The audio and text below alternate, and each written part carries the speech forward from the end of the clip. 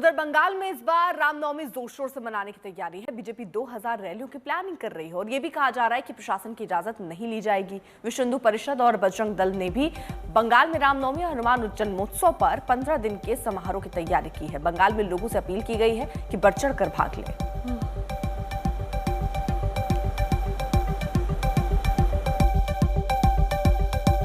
HP की कौन से प्लान्स है, प्रोग्राम्स है, कितने शोभा यात्रा आप लोग हर साल करते हो, इस बार कितने शोभा यात्रा करेंगे? देखिए, ये तो हमारा जो प्रोग्राम है ये हर साल होता है और इस साल आपने जो बोला जो अपना कुंभ के कारण से और लोगों में बहुत उत्साह है।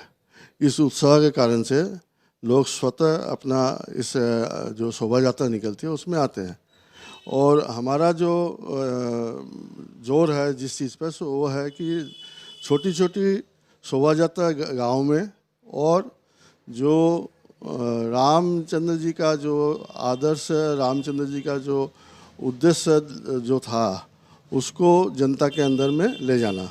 इसीलिए हम लोग छोटी छोटी पथ सभा बोल सकते हैं, मंदिर में अपने राम महोत्सव का कार्यक्रम करना, ये हमारा कार्यक्रम के भीतर में आता है। और इस बार इसको हम लोग 7 दिन के एक स्पेल ऑफ टाइम में करने का विचार किया है और वो अपना बंगाल में हर ज़िले में, हर कस्बे में, हर गांव में होगा। अनुपम मेरे सहयोगी इस वक्त जुड़ गए हैं तमाम जानकारी के साथ। अनुपम, कई शोभा यात्राएं निकालने की वीएचपी की तैयारी है, प्रशासन से इजाजत ली गई है नहीं? क्योंकि हमने देखा है बीते कुछ सालों में ये ट्रेंड बना है कि हर उत्सव पर एक शोभा यात्रा निकाली जाए, उसके बाद उसके लिए सुरक्षा व्यवस्था सुनिश्चित की जाए, कोई गड़बड़ी ना हो ये देखा जाए, तो एक ट्रेंड सा बन गया है। बिल्कुल, आपने सही कहा। पिछले 3-4 सालों से बंगाल में भी ये जो शोभा यात्राएं हैं इनकी संख्या काफी बढ़ गई है। पिछली बार की अगर हम बात करें तो पिछली बार 1000 के आसपास शोभा यात्राएं वीएचपी की ओर से निकाली गई थी।